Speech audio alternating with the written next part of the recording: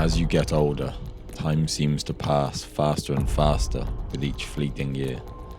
But there is a certain demon that appears to speed up the equation. He follows you everywhere you go. He is a mirror, a newspaper, and a source of infinite ideas. And he may be what you are looking at right now. The dopamine spikes that never seem to end until you realize you are trapped. Join me on a journey of revenge as we reclaim our life and our sanity. Phone addiction, how I am reclaiming my life and sanity. Wow, what a dramatic intro. What a dramatic title for a video, but here's a quick test. When was the last time you read a book? Can you remember? And if it was recently, how easy was it for you to read it? How smoothly could you transition between the lines while taking in the knowledge or the story? You see, most people haven't read a book in years. Maybe they've started one, but most people haven't finished a book in years. And there's a reason for that. It's this. It's the trusty phone, the cell phone, the cause of 80% of our problems. Wars were started from this. I mean, I don't want to get into politics here, but this has only accelerated the human dysfunction. It's content addiction. It's the desire for stimulation, a constant need for dopamine spikes. Our brain so desperate to avoid the present moment. And it took me, I guess, 10 years to realize this. It's been 10 years since smartphones were really a part of my life, since I was 19. But there weren't many apps back then. The truth is now you are being controlled. Whether we want to believe it or not, the big media companies are producing all the apps on the phone to control you, to make more money. If you look at your screen time now, it's probably over 4 hours. Over 4 hours leads to around 20 years of your life by the time you're 100, which is quite sickening, really, if you think about it. Think what you could do with 20 years. Think what you could do in 20 years. If you're a man of ambition, desire, controlled desire, should I say. But look, I'm not here to preach. This video is simply for someone that realizes they have a problem, that has admitted they have a problem, which is the first step in overcoming the problem. This is for people that are ambitious, that want more from their days, want more from life, and realizing that they are spending far too long on this little thing. And yes, this is an Android. If you got an iPhone, I know you're spending way more on it, because that UI is way better. The truth is, time is all we have, right? And if time is all we have, then we must make the right choices of how we spend that time. And, of course, we all have different start points. We all have different situations. But if an activity makes you feel worse after doing it, then you probably shouldn't do it, right? There's a million other things that make you feel worse. Drugs, drinking, eating bad food. And then you got scrolling social media apps. So what's the difference? What's the difference? It's an addiction. You pick it up without thinking. You take it to the toilet. You take it to the shower. You're on it for hours until you fall asleep. And then your brain is fuzzy when you wake up and you think, why did I not sleep so well last night? Well, why do you think? All this blue light, all this energy, all these infinite number of ideas that you took in before you shut your eyes, and then you expect to wake up fresh and ready to go. It's borderline insanity. And this is not me preaching, this is just a cry for help. We all need help. Someone's got to get over this. Someone's got to lead the way. Because no one can be honest and say they felt better after scrolling for an hour. No one can say they're satisfied with their free time when half of their free time is spent scrolling through other people's lives and other people's drama and gossip. You know, drama and gossip is reserved for people that have no ambition. And, you know, that's not me, unfortunately. So not going on your phone, it's not about being a productivity master and getting an infinite number of things done and being a millionaire and all this. It's about buying back your time so you can choose what you do with it and become a better person in that time, whether it's exercise, meditation, reading books, connecting with people, right? I guess the first place to start is the root problem. You know, are you feeling lonely? Or are you feeling disconnected from the outside world? Is that why you're scrolling constantly? You have no friends? Well, this isn't going to solve that, you know.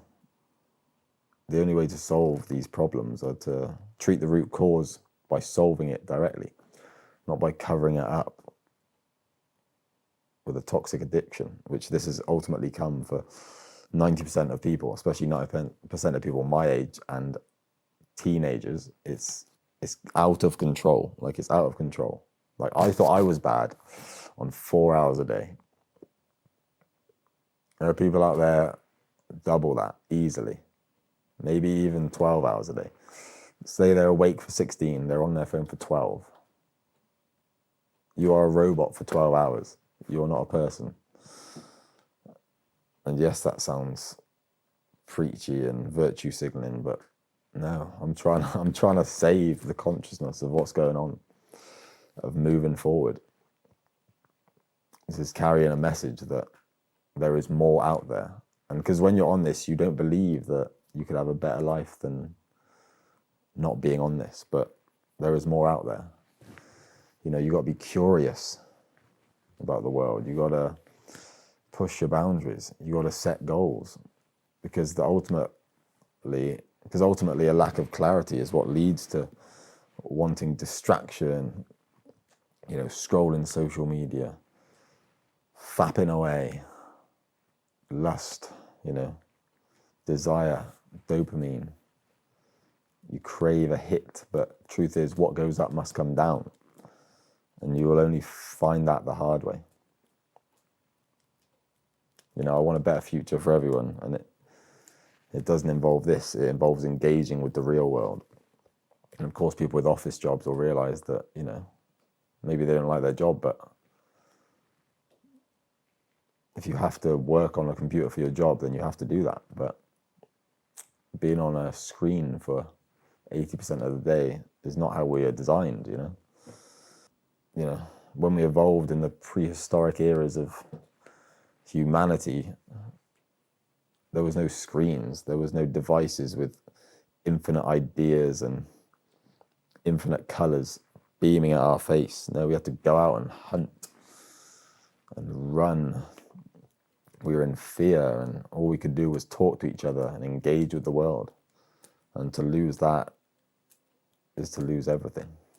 You know, if you get down to the specifics, I guess it's your eyes that are tracking as well. It's not just what you're watching, but your eyes are constantly shifting. And then you wonder why you can't focus on one thing, because the eye tracking is losing your ability to focus. So I found this myself, 2 hours scrolling, and I thought, get up and think, big breath, I'll be fine. No, you feel worse biologically. Like, your whole body is just thinking, what hit me?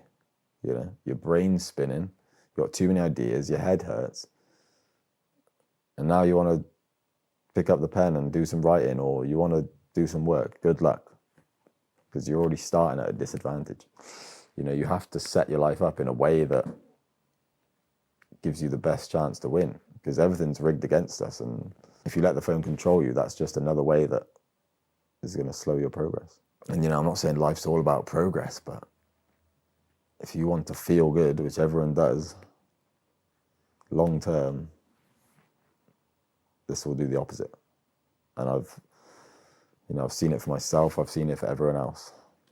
I don't want this to control me anymore.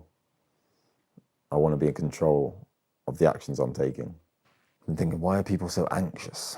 Well, the phone is one of the reasons, because there are so many ideas, so much drama, so many concepts through short form content, TikToks, Reels, Shorts thrown at you. And you're trying to consume 20 different ideas in a minute, and your conscious mind is just thinking, what has hit me? You know? It's like that. They cannot process it. And then that goes into your subconscious, and that will be eating away at you for the rest of your life. Whatever you consume will affect your mind going forward. So you ultimately have to see it as the enemy. This is the enemy. If you need to do something, you use it as a tool. So, you know, you go on it because you need to, not because you want to. You know, the other day I was just going for a shit, and I was thinking, you know, I instinctively went to grab my phone, and I thought, no, I don't need that phone on my toilet. I can sit there and breathe as I drop a fat one. And I felt way better for it, because I am in control, not this. Like, the truth is, you will never find happiness in the phone. A sad truth, because, you know, you're a great tool. But in terms of feeling better, long-term fulfillment, this will kill your dreams. This will kill your energy. And of course, there are many other good habits to cultivate, but this, talking about the phone, you've got to master it. Otherwise, your life is at the mercy of it, or at least your dream life. Have you ever been in a room with someone, family, friend, partner, and one of you or both of you is just scrolling? You can feel that tension, right? The silence, the confusion. But why do we do it? I guess we just don't want to feel vulnerable. We don't want to communicate when we don't have ideas. We don't want to ask questions, so we scroll our phone. But then that makes the other person feel worse and feel like they are not worthy of your attention. Do you really value the ideas of random people on social media over an important person in your life? And doing that for a long period of time, what are the consequences? By the way, I've just realized I've still got my headphones in, listening to a podcast. Yeah, I'm plugged into the Matrix, as we all are. But, you know, they look kind of cool. Anyway, let's get on to the solutions for eliminating this phone. You know, ultimately, it's going to be painful, right? Improving your life, installing new habits is painful. So you must just, you know, smile when the pain threatens you. You have to go through it. Like, there's no other way. But obviously, there are certain things you can do to make the process easier. You have to see this as the enemy. This is lava. You cannot touch it unless you need to. You do not need to know everything that is going on online. You don't need to know everything that your friends or acquaintances are doing. If it's important, they will call you, they will tell you, you will find out eventually. But ultimately, if you have goals that you want to achieve, you have to ultimately set the priority. And you have to set the boundaries. So set your daily limit, set the limit of the apps on your phone that you don't want to use much. 30 minutes Instagram, 30 minutes Messenger. And then once it expires, that's it. You don't change it. Otherwise, guess what? You're going to feel worse about yourself. Your self-esteem goes down, and then you're going to come crying, oh, I don't know what to do. Yeah, you know what to do. Another thing that I'm doing, obviously being a creator, video maker, is using this as a tool, right? Creating over consuming. I'll have a video come on that soon, but if you can use this to create, take photos, videos, output activities, take notes on ideas that you have. You know, of course you can set time to scroll, but set the time that is realistic in your, you know, daily schedule, and then plan it and stick to it. For example, 20 minutes a day, I can go on and I can look at whatever. But the rest of the day, I don't need to, and I know I don't need to. That's what I'm going to do going forward. under 2 hours phone time every single day, of course, because I'm on the computer working every day anyway. So, that's screen time that we don't want, but we're building at the moment, so we have to be on it. Enjoy using your phone for the tools that it has. Don't let it control you. The phone is there. You have to communicate with people, of course. Message them in the morning, check your phone 3 times a day, 4 times a day. But if you have notifications on and you are constantly being bombarded with that dopamine, it'll be impossible to get anything done. I've seen that firsthand. I've turned notifications off, and now the plan is to literally check the phone 3, 4 times and then, get back to messages then. Emails, of course, you do that on the computer if you have to. Quick tip, leave your phone out of the room when you don't want to use it. So when you're doing work, leave it out of the room. When you're going to bed, leave it out of the room. And another one, ideally, no screens 2 hours before bed, and you'll sleep like a baby. Every time I don't go on my phone before bed,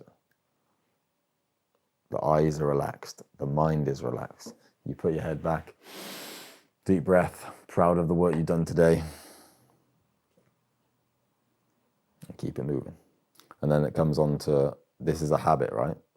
So to get rid of this habit, we have to replace it with a habit. Because the likelihood of you not going on this and sitting in silence is basically impossible, right? So, a few output activities that will make you feel better after you've done it could be a good replacement for the phone. So things I like to do: read, breathe, meditation, take a breath, listen to your inner voice, calm your mind. This is heaven on earth, not this. And yeah, other habits, obviously you've got reading, breathing, exercise, obviously another great one. Put your shoes on, go for a walk, go for a run. If you've got a big block of spare time with nothing to do, then that's when you have to plan a habit to replace this one. And ultimately, it just comes down to where you want to go. If you're happy at home, happy in the evenings, doing what you're doing, scrolling for hours, and, everything's just fine and you're happy with it being just fine, great. Keep doing that. Who am I to fucking preach for you to say, you must do this, must do that? No, I'm simply telling you my experience. I'm simply revealing my own pain to the world of how this can ruin a life. Because how old is it? How long have these been out? 10, 15 years? We don't know the consequences of these long term, but we can start to feel them right now.